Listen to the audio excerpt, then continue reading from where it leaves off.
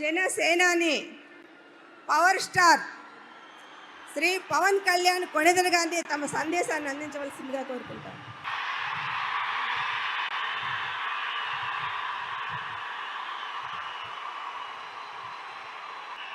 పితృదేవతల ముక్తి కోసం పరితపిస్తూ వారి వారసులు హిమాలయ పర్వత శ్రేణుల్లో ఉన్న గంగోత్రి నుంచి మొదలయ్యే గంగానది దారి కోసం ఎలా ఎదురు చూస్తున్నారో అలా గౌరవ ప్రధానమంత్రి శ్రీ నరేంద్ర మోదీ గారి రాక కోసం అభివృద్ధి లేక అప్పులతో నలిగిపోతున్న ఆంధ్ర ప్రజానికం, దాష్టికంతో దోపిడీతోటి నలుగుతున్న ఆంధ్ర ప్రజానికం, అవినీతి అప్రజాస్వామిక విధానాలతో కొట్టమిట్టాడుతున్న ఆంధ్ర ప్రజానికానికి ప్రధానమంత్రి, మన ప్రియతమ ప్రధానమంత్రి శ్రీ నరేంద్ర మోదీ గారి రాక, గంగమ్మ తల్లి భూమి మీదకు వచ్చి హిమాలయాల నుంచి భూమి మీదకు వచ్చి ఎలా సేధనిచ్చిందో మన ప్రియతమ గౌరవ ప్రధానమంత్రి శ్రీ మోదీ గారి రాక ఈ ఎన్డీఏ పునర్కలయిక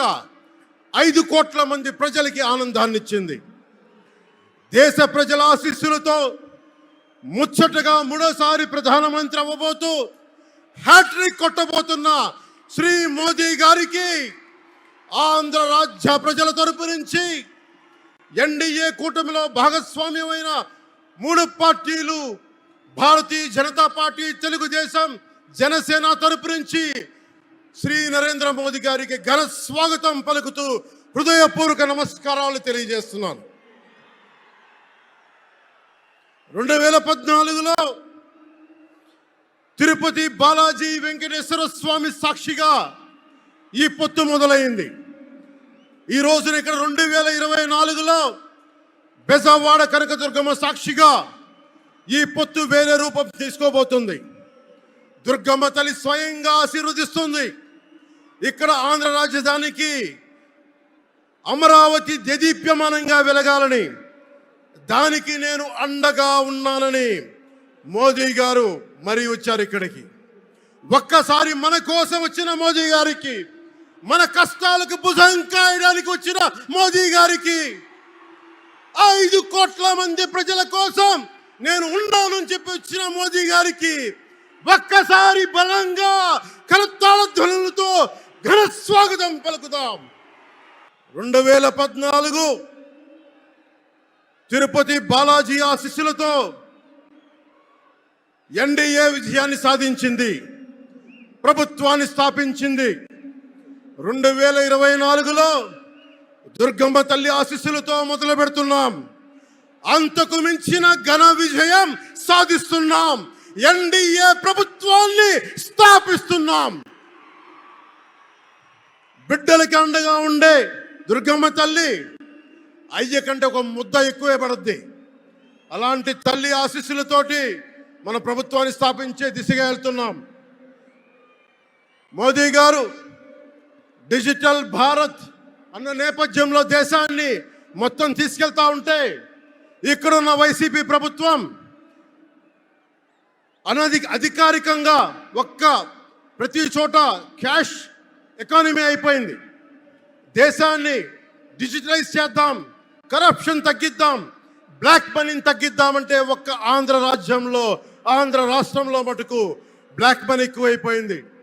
ఉదాహరణకి సారా తీసుకుంటే, ఏరక్ వ్యాపారమే తీసుకుంటే, సంపూర్ణ మద్యపాన నిషేధం అని చెప్పి వచ్చిన వ్యక్తి ఈ రోజున మద్యాన్ని సారా ముఖ్యమంత్రి కాదు, అతను ఒక సారా వ్యాపారి. అతను ఈ రోజున 1,13,580 కోట్ల రూపాయలు 5 సంవత్సరాల్లో అఫీషియల్గా అన్అఫీషియల్గా సేల్స్ అది పెట్టారు. కానీ దాన్ని అండర్ రిపోర్ట్ చేస్తూ 84,050 కోట్ల మటుకు చూపించారని చెప్తా ఉన్నారు. ఈ రోజున కేంద్ర ప్రభుత్వానికి కానీ భారతదేశపు ఎక్స్చెక్కర్కి కానీ 10,000 కోట్ల రూపాయల జిఎస్టి ఎవేషన్ జరిగింది. అలాగే ఇసుక దోపిడీ, జేపీ వెంచర్స్ పేరు మీద ఆ బినామీలు ఎవరో తెలుసు, ఆ 5 మంది. पवन जरा पुलिस के लोग उनको नीचे उतारिए उनको। बिजली के तार हैं, आप क्या कर रहे हैं वहां? Please come down.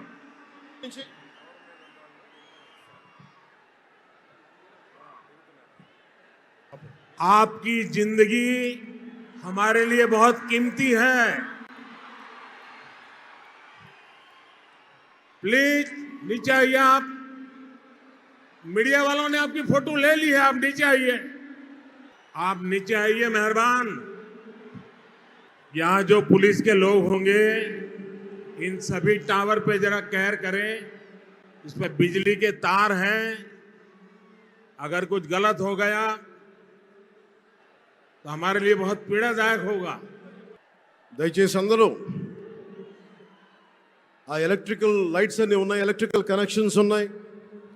దయచేసి మీ ప్రాణాల మీద ప్రధానమంత్రి గారు ఎప్పుడు ప్రోటోకాల్ బ్రేక్ చేసి మరి మీకోసం వచ్చారు. దయచేసి వాటి మీదకి ఎక్కకండి. సభ సజావుగా జరగాలి, మీరు క్షేమంగా ఇంటికి వెళ్ళాలని ప్రధానమంత్రి మోదీ గారు కోరుకుంటూ మరి సభ కంటే ముందు వచ్చారు. ఆయన మాట్లాడగల సమయం కంటే కూడా ముందు వచ్చారు మీకోసం. దయచేసి బాబు మీరు కూడా దిగిపోయింది అక్కడి నుంచి, ఆ టవర్ నుంచి దిగిపోమ్మా. నువ్వు కూడా దిగిపో, ఆరెంజ్ చొక్కా దిగిపో. జేపీ వెంచర్స్ పేరు మీద జగన్ బినామీలు దాదాపు 40,000 కోట్ల స్కామ్ ఇసుక దోచేశారు. అందరూ అడిగిన వాళ్ళని, కిషన్ అనే రిపోర్టర్ని చిత్తూరులో చంపేశారు.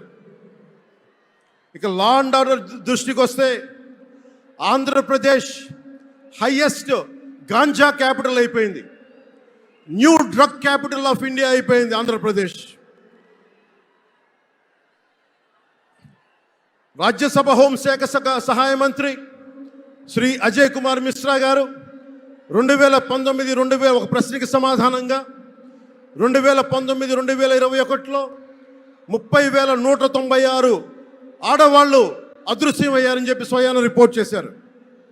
7,918 మంది 18 ఏళ్లలోపు యువతులు, 22,278 మంది 18 ఏళ్ల దాటిన యువతులు. దీనికి ఒక్క స్పందన లేదు ఈ ప్రభుత్వం నుంచి. ఒకవైపు ఆత్మనిర్భర్ భారత్గా, సెల్ఫ్ రిలయంట్ భారత్గా ఎక్కడి నుంచో విదేశాల నుంచి వచ్చిన సంస్థలు భారతదేశానికి వస్తుంటే ఆంధ్రప్రదేశ్కి రావాల్సిన సంస్థలు పారిపోతూ ఉన్నాయి. 2,200 కోట్ల పెట్టుబడితో సంస్థ హైదరాబాద్ తరలిపోయింది. Amar Raja, Franklin Templeton, Reliance electric unit ఇవన్నీ ఈరోజు వెళ్ళిపోయినాయి ఆంధ్రప్రదేశ్ నుంచి.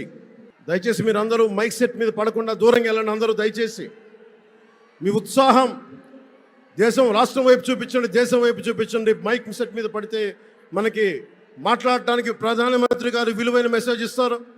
దానికోసం మైక్ మీద పడకుండా, కన్సోల్ మీద పడకుండా దయచేసి అందరూ అక్కడున్న యువకులు అందరూ దయచేసి ఒత్తిడి చేయకుండా వెనక్కి వెళ్ళండి. ఆంధ్రప్రదేశ్ నెగిటివ్ గ్రోత్ పోతా ఉంది.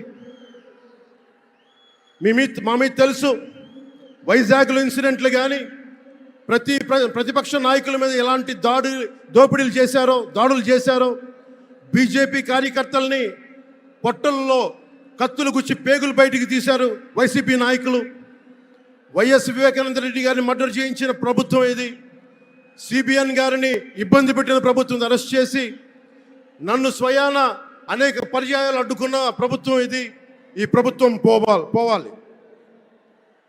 ఈ ప్రభుత్వం పోవాలంటే ఒకటే, డబ్బులు పెరిగిపోయిన జగన్కి ఎవరు అడ్డు ఆపు లేరు, నేను ఏదైనా చేయగలను అనుకుంటున్నాడు.